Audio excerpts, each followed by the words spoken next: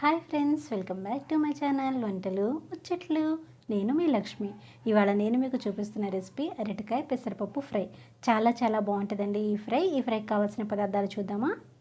కూర అరటికాయలు 2, ఆయిల్ 3 స్పూన్లు, అరగంట సేపు నానబెట్టిన పెసరపప్పు 1 కప్పు, ఆవాలు 1 స్పూను, జీలకర్ర 1 స్పూను, పచ్చెనపప్పు 1 స్పూను, పచ్చిమిరపకాయలు 2, కరివేపాకు కొంచెం, వెల్లుల్లి రెబ్బలు 4, ఎండుమిరపకాయలు 2, రుచికి సరిపడా ఉప్పు, పసుపు 2 చిటికెళ్ళు, కారం 1 స్పూను, ధనియాల పొడి 1/2 స్పూను. కూర అరటికాయలండి. వీటిని ఇలా తొక్కు తీసేసుకొని ముక్కల్లాగా చిన్న ముక్కల్లా కట్ చేసుకొని ఉప్పు నీళ్ళలో వేసుకోవాలి. లేకపోతే ముక్కలు నల్లగా అయిపోతాయండి అరటికాయ ముక్కలు. ఇవి కూర అరటికాయలు రా బనానా. వీటిని ఇలా ముక్కలని రెడీ చేసేసుకున్నాక కూర అరటికాయ ముక్కలని ఇప్పుడు స్టవ్ వెలిగించుకొని ప్యాన్ పెట్టుకొని ప్యాన్ హీట్ అయిన తర్వాత ఆయిల్ వేసుకొని ఇందులో ఫస్ట్ పోపు వేసుకుందాం. ఆవాలు, జీలకర్ర, పచ్చెనగపప్పు. పోపు కొంచెం ఫ్రై అయిన తర్వాత మనం కట్ చేసుకొని ఉంచుకున్నాం కదా అరటికాయ ముక్కలు, అవి ఇందులోకి యాడ్ చేసుకోవాలి. అరటికాయ ముక్కలన్నిటికీ పోపు పట్టేలాగా కలుపుకోవాలి. ఒక 2-3 నిమిషాలు బాగా కలపాలండి. 3 నిమిషాలు అయిన తర్వాత చూసారా ఇలాగా కొంచెం లైట్గా అరటికాయ ముక్కలు కలర్ చేంజ్ అవుతూ ఉంటాయి. అప్పుడు ఇందులోకి కరివేపాకు, ఎండుమిరపకాయలు, దంచి ఉంచుకున్న వెల్లుల్లి రెబ్బలు, కట్ చేసుకున్న పచ్చిమిరపకాయలు వేసుకొని కూరకి బాగా కలిపేలాగా పట్టేలాగా కలుపుకోవాలి.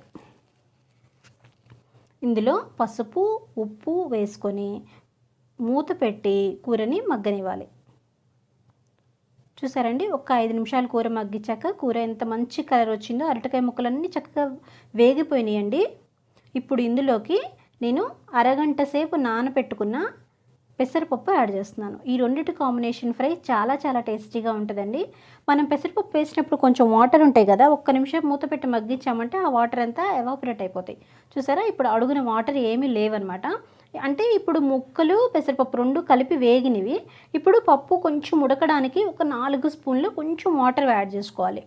ఇప్పుడు స్టవ్ని సిమ్లో ఉంచుకొని 10 నిమిషాలు మూత క్లోజ్ చేసుకొని 10 నిమిషాలు మగ్గనిచ్చామంటే మన కర్రీ రెడీ అయిపోతుందండి. చూసారా, వాటర్ అంతా చక్కగా ఎవాపరేట్ అయిపోయింది, కూర కూడా బాగా మగ్గిపోయింది. ఇప్పుడు దీనిలో కారము, ధనియాల పొడి వేసుకున్నామంటే టేస్టీ అరటికాయ పెసరపప్పు ఫ్రై రెడీ అయిపోతుంది. ఇది రైస్లోకి, పుల్కాలోకి, రోటీలోకి చాలా టేస్టీగా ఉంటుందండి. కూర అంతా చల్లగా అయిపోయిన తర్వాత చక్కగా ఒక నిమ్మకాయ పిండుకుంటుంటే ఇంకా సూపర్గా ఉంటుంది అనమాట. ఫ్రెండ్స్, మీకు నచ్చిందా? అయితే తప్పకుండా ట్రై చేయండి. ఈ వీడియో మీకు నచ్చినట్లయితే లైక్ చేయండి, షేర్ చేయండి, రెసిపీ ఎలా ఉందో కామెంట్ చేయండి. మొదటిసారి నా ఛానల్ చూస్తున్నట్లయితే నా ఛానల్ సబ్స్క్రైబ్ చేసుకొని పక్కనే ఉన్న బెల్ ఐకాన్ క్లిక్ చేయండి. Thank you for watching.